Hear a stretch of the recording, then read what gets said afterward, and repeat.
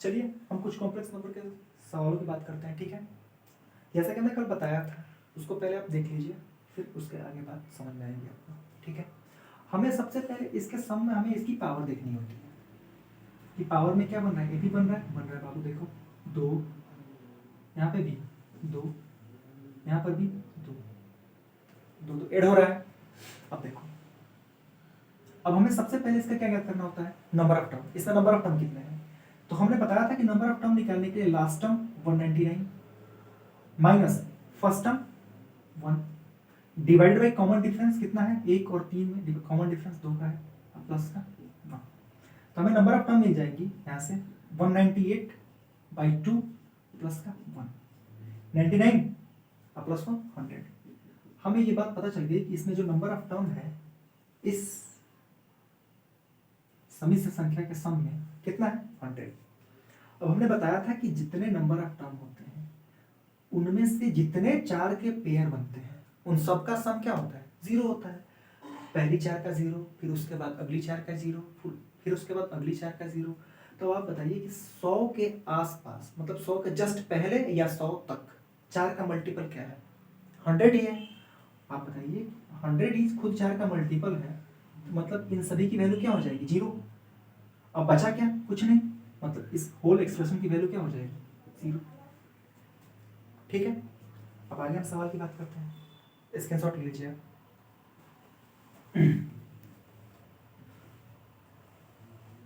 जैसे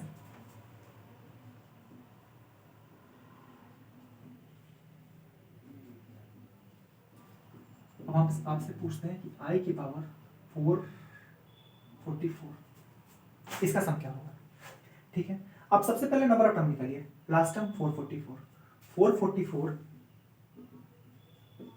minus 20 divided by common difference 2 plus का 1। 444 में से 20 जाएगा, 424, उसमें आप जब 2 से डिवाइड लगाएंगे, 424 में आप जब 2 से डिवाइड लगाएंगे तो आपको मिलेगा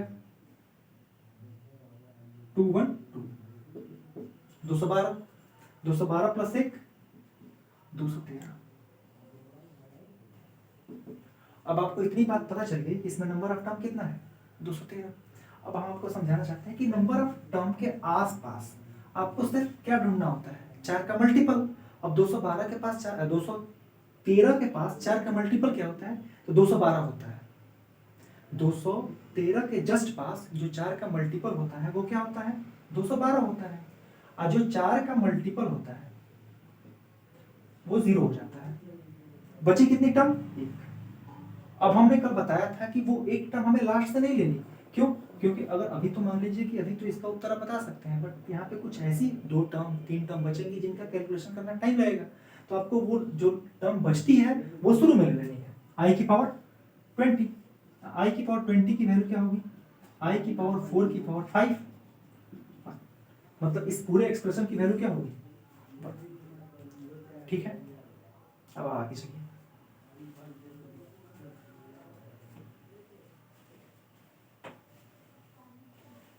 जैसे हम आपसे पूछें, अब देखिए जैसे i plus I square plus I cube plus I की power 4 dot dot dot dot I की पावर 100,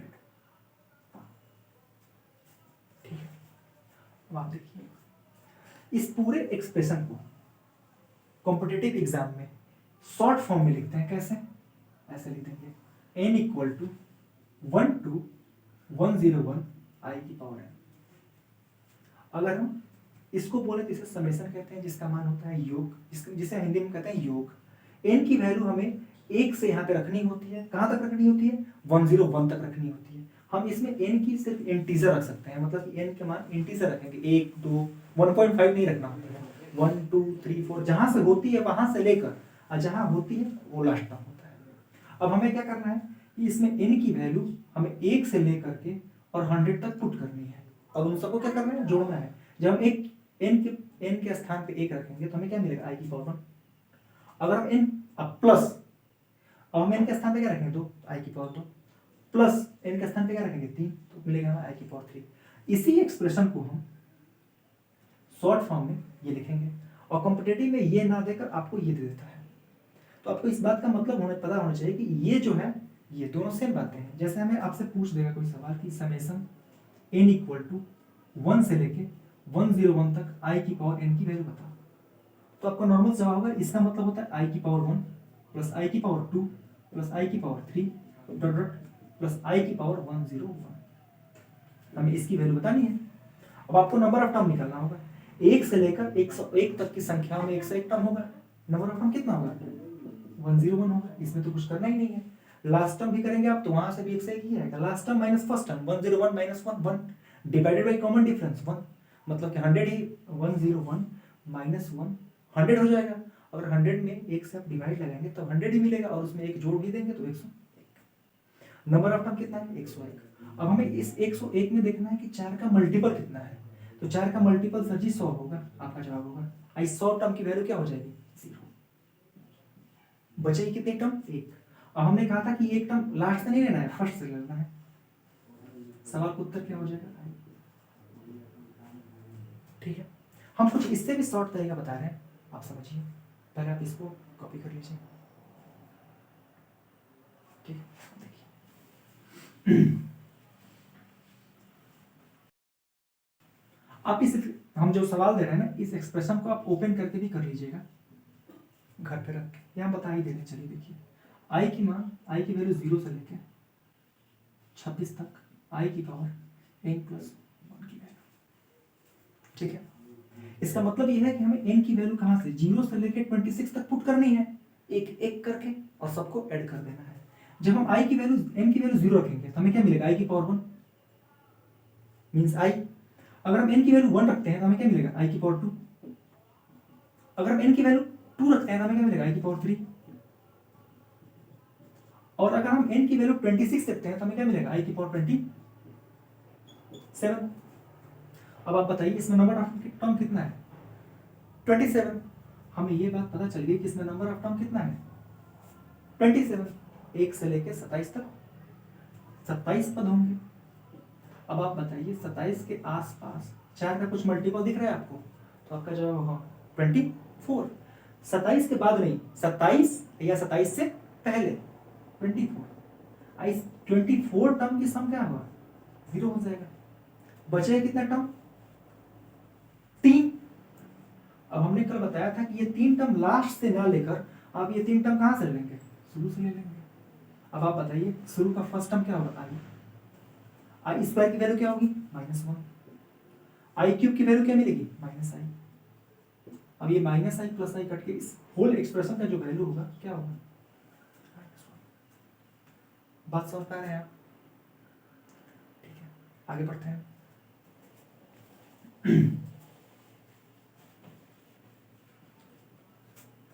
जैसे हम आपसे पूछें कि i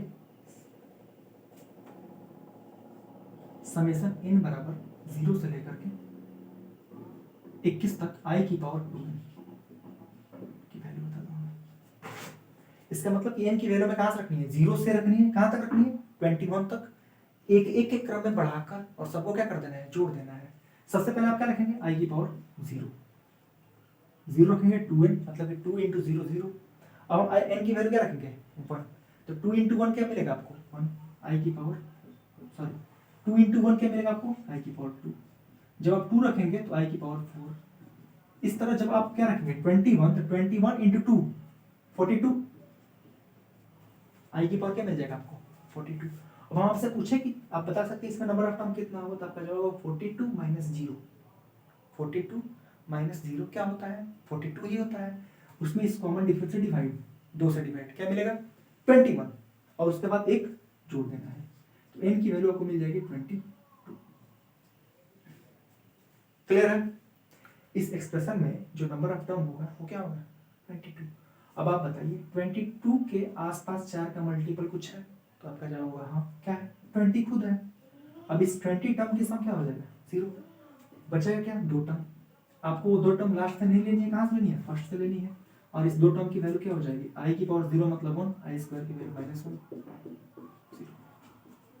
इस एक्सप्रेशन की वैल्यू क्या होगी? 0। एक आखिरी सवाल करते हैं इस पर, ठीक है?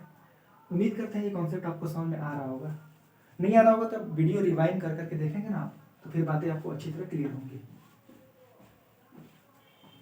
जैसे अब हम पूछते हैं आपसे समेशन n इक्वल टू 0 से लेकर कहाँ तक 99 तक i की पावर n प्लस i की पावर n प्लस 2 की वैल्यू बता दीजिए।